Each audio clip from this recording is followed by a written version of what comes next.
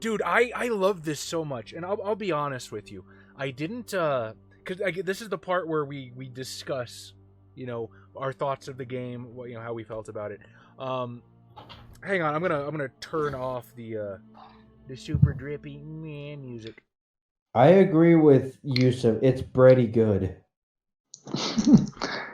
Pretty good.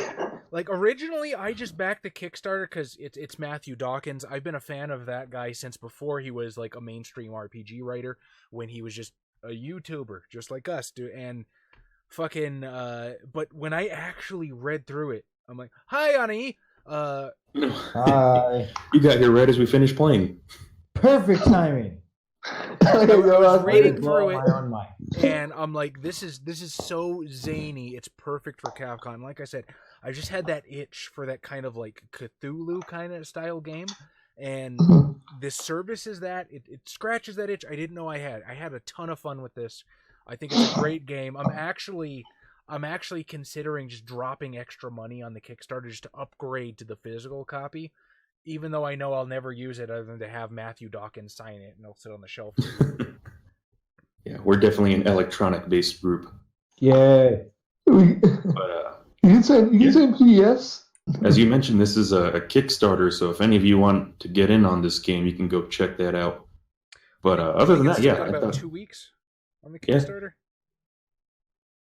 this was a pretty fun system. It's the story pass system. The story pass system is pretty similar to the storyteller system, so if you've played the storyteller system, it's not that hard. If you haven't, it's not difficult to learn with the you get 2 sets of D10s of a pool that you get a roll. As long as we're still in the discussion part, there's one thing I would like to bring up about Story Path in general. Mm-hmm. Now, to be fair, because for our viewers, we also have Scion First Edition. Has anybody looked at the rules for either this or Scion besides me? Because at this point, I've read both of them more or less cover to cover. I mean, I have read not the read Scion any. rule set. The what now? I've read both of them for 1E and 2E. Okay. But it's been so long since I played 1E because we only did it for that one-off. It's been a while. Yeah. Well, what I'm getting at is the Story Path system from Scion to They Came from Beneath the Sea is very different.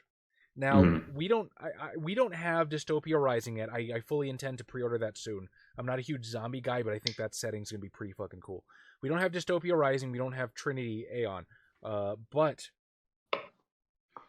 I don't know. To me, like, I mean, do you mean with things like the quips and the tropes and whatnot? no. I'm talking about how, you know how when we play World of Darkness, right? We play Vampire, and then like recently we just learned Changeling. And sure, we might have to grok the actual setting and how the changelings interact and how glamour and stuff works, but for the most part, we know the system. When it comes to They Came from Beneath the Sea versus Scion, there's maybe 15% of the same system. There is, you roll a pool of dice, and successes are currency, and that's about it. For instance, like damage. Damage in They Came from Beneath the Sea is +1 damage per extra success you spend on it. Damage in Scion, it's not so much about the actual damage track itself, because every point of damage gives you a condition. So it's 1 damage on a success, and you can spend 4 extra damage or 4 extra successes for critical damage. In this one, it's a linear track, kind of like in World of Darkness, and the linear track makes you stronger. In Scion, you can kind of your damage, and the linear track when you fill, or it's not a linear track. The track makes you weaker as you fill it up. For everyone but the pre-gens. I don't know. I'm not gonna lie, I have no idea what the hell you said, but that's probably because of my state. State of Texas? No, I think the fundamentals of the story path system is not hard to learn, but things like combat and whatnot, I don't think it's terribly difficult to figure out. If you know one system, you probably can figure out the other just through some context clues, right? Yeah, and I also don't think it's a terribly difficult system to learn. See, here's the thing. There's a little bit of nuance to how I feel, because it's not really a complaint. I'm not even necessarily certain I want them to change it, because I mean, with Scion, it's totally on genre and totally emblematic for the characters to be beaten and bruised and press up against the wall and then seize that moment of ultimate triumph. And say a cheesy line, and then change everything. Whereas in this game, it is totally on genre and totally makes sense for the aquatic monster to be able to hit me for 5 damage, and then my plucky survivor, digs deep and then gives that feel-good movie ending at the end. So, I thought that's what we were talking about.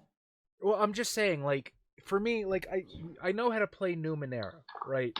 So since I know how to play Numenera, I can go to The Strange, or I can pick up the Cypher System rule book, and I'm pretty cool with it. I gotta learn a couple of tweaks, but for the most part, it's not that big of a deal.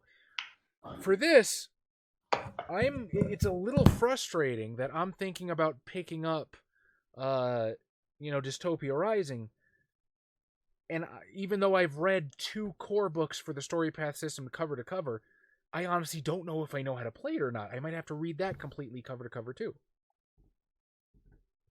I guess I can understand that there's differences because in the storyteller system, all the games are relatively the same, with a few things changed out. Where in this one, these games aren't connected, and they're also different genre-wise. Yeah.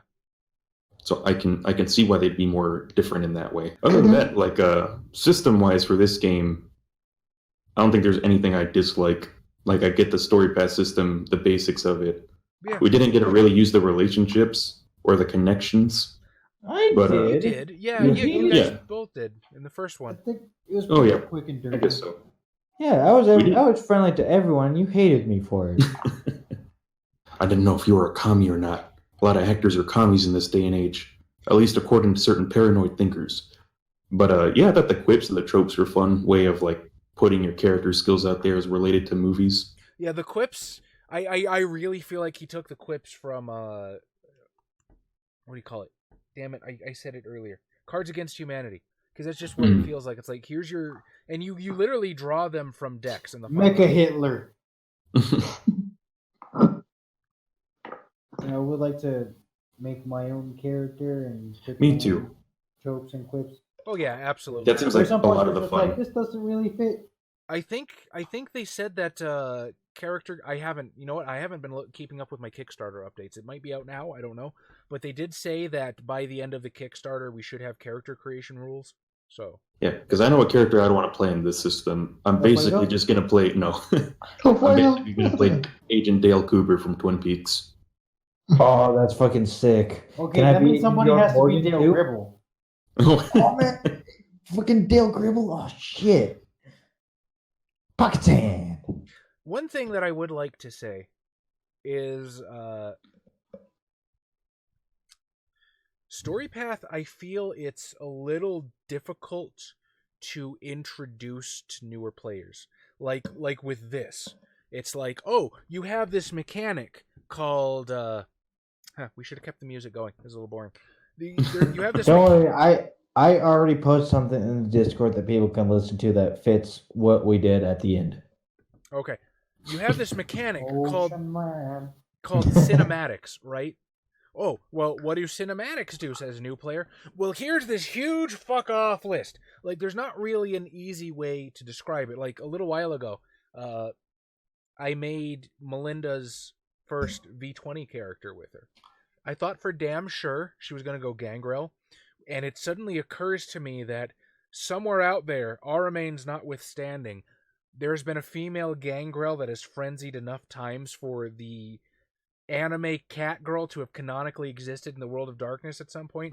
That bothers me a little bit. But anyway, she ended up going with Toreador. And when we sat there and we started going over her disciplines, I could sort of go, okay, so Toreador have these powers, and it's basically super speed, super senses, and emotional manipulation. With this, it's well, we have one cinematic that does this, and we have one cinematic that does this, and we can make up our own but we have this to base it off of, and then everything costs different amounts of rewrites. Well, how do I know how many rewrites to charge for something? How do you, as players, know if you have enough rewrites to get a system?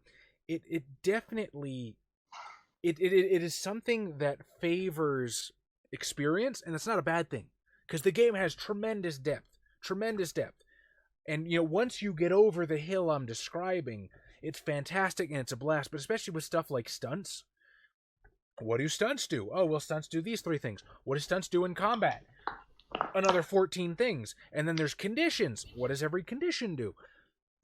Again, once you get over the hump of introducing this to a new player, it'd be a lot easier, but I feel like Story Path in and of itself, it would be very difficult to have a new player sit down and be able to build a character with them one-on-one, or have them join a new session and have them instinctively grok what's going on. Whereas, again, something like Storyteller system, we could say, okay, you have you have the Art of Autumn, which is the energy of death, and you can talk to ghosts and stuff like that. Or you have the Art of Spring, so you can heal and give life. Well, I was going to say, at least for me, though, when I first learned the Storyteller system, I didn't know what the fuck I was looking at when I was looking at disciplines. Looking at it now, it's not that hard to understand. Fair point. But I think any system is going to be a little difficult, have a bit of a learning curve at first, unless it's really simple, like murder hobos. Well, I also think think- go this ahead. system has enough freeform where someone new can say, "Hey, my parrot can my parrot do this?" And like the storyteller said, or I guess the director say, within these bounds, yeah, sure, I can do that, and the player be just like, "Yeah, that sounds good." You're absolutely right, and that is one thing about the story path system itself. Story path gives an unprecedented amount of control to the players, and that's not a bad thing, because there was a while where so if we kind of just take a blow by blow, very, very quick history of RPGs. In the early days of like D&D, you had it was very DM centric, and the DM would make his call, and he had all the power. And then third edition 3.5 came around, and a lot of the onus of power was on the players because they had all these feats and all these classes that could do this shit and trump these rules and all that kind of stuff. And then lately, modern RPGs have gone back to giving the game master as much power as possible. With this, it really gives the players power in such an amazing way. It doesn't break the game. It doesn't neuter the game master in any way. It really empowers you guys to help tell the story in a way that I haven't seen systems do, and that's pretty fucking fantastic. Yeah, I thought that was pretty fun with the rewrites, with the now this is the situation. Oh yeah, and you fucking the love interest with that chick. That scenario is not supposed to go that way, but it did, and that's awesome. What was the other one you used? The cheap set.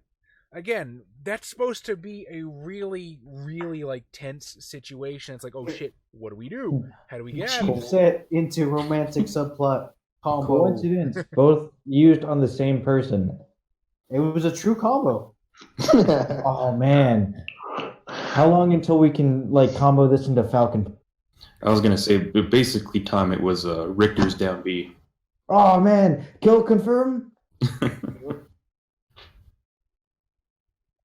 No, I think we're saying a lot of positive things, mostly because we had fun with this game. It has that dark aspect to it with the whole somewhat Lovecraftian B-movie horror thing, but with that B-horror kind of sense of humor, even if it's accidental. Well, no, see, it's not. One of the first things in the rule book says, is this a comedy game or a horror game? And you can play it straight Lovecraftian if you really want to sit down and have that serious game. But I'm sorry, Chaz. No. Obviously, we aren't the kind of group, we do stupid shit in real Call of Cthulhu, you know what I mean?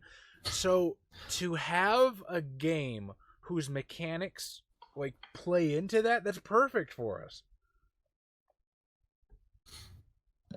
Yeah, I would have to agree with that. I had a blast with this game. I'm really glad that you guys enjoyed it as much as you did. Thank you, Yusuf.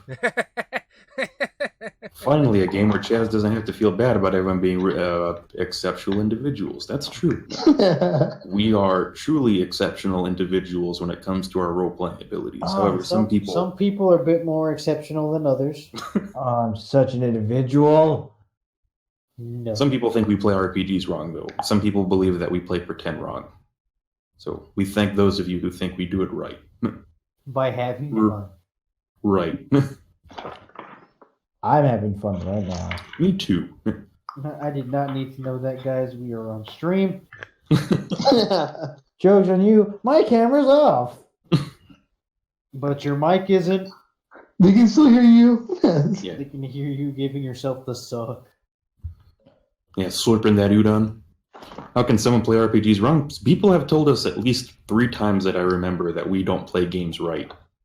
Which we've jokingly said is like, yes, we don't know how to play pretend correctly. I mean, yeah, people, even as recently as V5, we had that one guy that was like, oh, you guys turned VTM into a sitcom. It's like, yeah? It has the potential. Is there the most of them out there? Anybody who's fucking played Bloodlines, right? Like, how fucking seriously do you want to take this? I love that Castlevania. That was a good Castlevania, but I'm talking about... people know which one I'm talking about. Yeah, that game has a decent sense of humor being set in the world of darkness. I think as for the system, that's really all I have to say. I thought the scenario was... Like, I told you privately, I thought it started off a little slow, but the session we just played was pretty fun. Yeah. And I mean, it would... The other thing is, this is intended to be done in, like, one session. So we accomplished this in roughly... Like, this session was about an hour and a half. And I could have drawn it out a little bit longer. I could have, you're kind of supposed to be harried on the way to the volcano, but I figure you guys have access to fucking rear-facing projector anyway, so you could just... And we're safe. Oh, yeah. And, yeah, we still had, 1 or 2 rewrites left? Yeah. 2. Yeah, I think we would have done that pretty quickly. Like, worst case scenario, we would have fashioned some sort of flamethrower should we need it to, as I suggested. To the back of the motorcycle a little faster? Oh man, that would have been sick. A flamethrower on a motorcycle? Hey, that's kind of cool. I think I might actually try to run this game in that fashion, like when I have my own scenarios. Because as a game master, there's times when I like to just throw shit at you guys, and I don't necessarily have an expectation for how you're going to solve it. I'm just open-minded and, willing to roll with anything that's plausible. And this is the perfect system for that. This is the perfect, okay, world's fucked. Here's what the enemy's weak to. What are you going to do? And then, pot volcano! There we go. Yep. America! Or Canada! No, we weren't American yet. Yep, it's true. That means we didn't commit a crime. And after that, I don't know how long it's going to take us to get statehood. It's like, yeah, we showed up, the entire island was high off reefer. I mean, like, they actually petitioned to become state in 1954, but because of that incident, it took until 1959. They're like, we have to wait for the fog. For the fog to go away. No, it just, like, that was how long the fucking, like, the high set in for. Speaking of the scenario, Chaz, what happened to the dog? Oh, dog is eaten. Oh, Son of a bitch! Those bastards! We'll The- get you on his path. The dog and the cats around Old Man Ahe's boat. They went. There's as soon cats? as- yeah. Yeah. I don't remember that. Yeah, they he was got, feeding him fish. They got killed and eaten as soon as Jack's Diner started running low on food. Killed and fried. Those sons of bitches. Any other questions about this scenario, by the way, now that we're in spoiler-free territory? Well, I'm glad the worms are dead. Okay, now that we praised what's good about the system, what's bad? Because nothing is ever just good. I mean, I think I've brought up a couple of complaints, but I think as a whole, I would recommend Story Path and They Came. Because we don't want to seem like we're just sucking dick.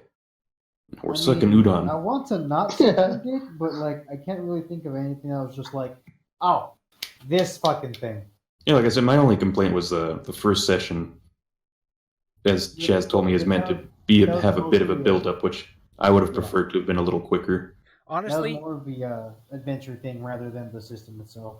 Honestly, that's probably an indictment about me because I have to be the fucking florid theater kid building the introductions with the townsfolk. So, you can blame me for that one. The scenario itself is, I think, written to be done as a one-shot. And I'm not gonna lie, I am now like at least like 80% sober.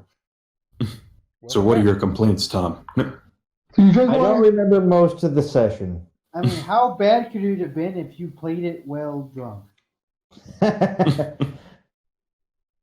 I don't know. How good was my suggestions? You did some pretty solid stuff. Okay, well there you go. If I did it well at a good 30%, that means it's a good system. Does Xavier have any pros or cons of what we've just played? No, it was pretty fun. It wasn't egregiously difficult. I do think that like some of these things were very circumstantial. Like what? Like, why would I care about my former commander? Oh, you mean like your relationships? Well, my relationships, and then like my short-term aspirations. Like what? Okay. So that's mostly a complaint about the pre-gens, to be honest. Yeah. Again, so going back to what we know of Scion, like your short and long-term aspirations is how you get XP. Oh yeah. What the hell is keep your hands off me trope? Oh, that's one of your special abilities. Yeah, It's in the book. I don't understand how exactly these work. You can activate them, I think, as many times as they say you can when you need them per scene. I remember reading about them, but I don't remember what they do either. I am not a degenerate, I think. Almost. Sipping the bong water. I mean, he said it sounds like noodle slurping, so... So. But yeah, your Aha, tropes but- are your special abilities. When you actually get to make your own characters, then you'll be able to pick from a list. From this, like his, Josh used his. His was, and this will self-destruct, which he gets to produce any item he wants, but once he's done using it, it explodes. Holy shit. It's stuff like That's that. very freeform then. Yeah. As long as it seems like as long as it's semi it's almost equate to what the quote is, it makes sense.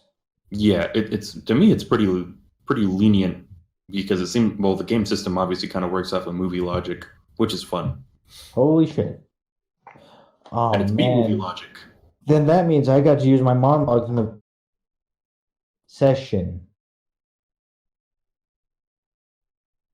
And I didn't do anything with it. It's okay. I didn't do anything with any of my things. Like nothing came in handy. I punched Adam in the gut. You give me 3 points of damage. Yeah. Well, that was fun, wasn't it? You got to hurt Adam.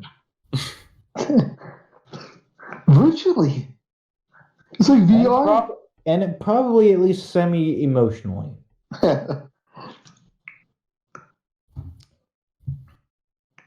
Other than that, I don't think I have much to say. Yeah.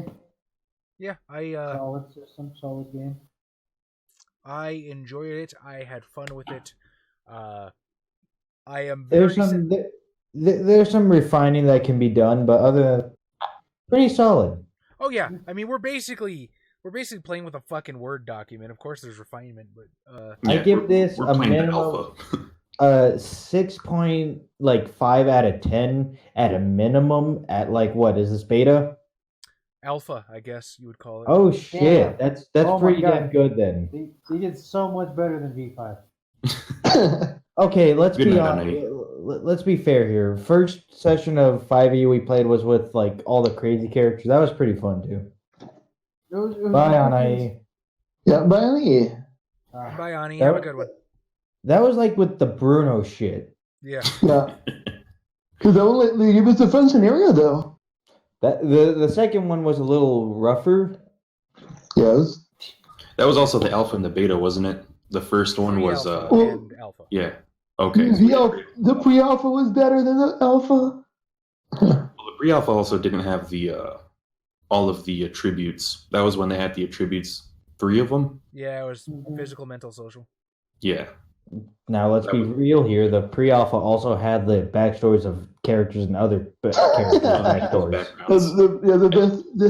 The best name, yeah.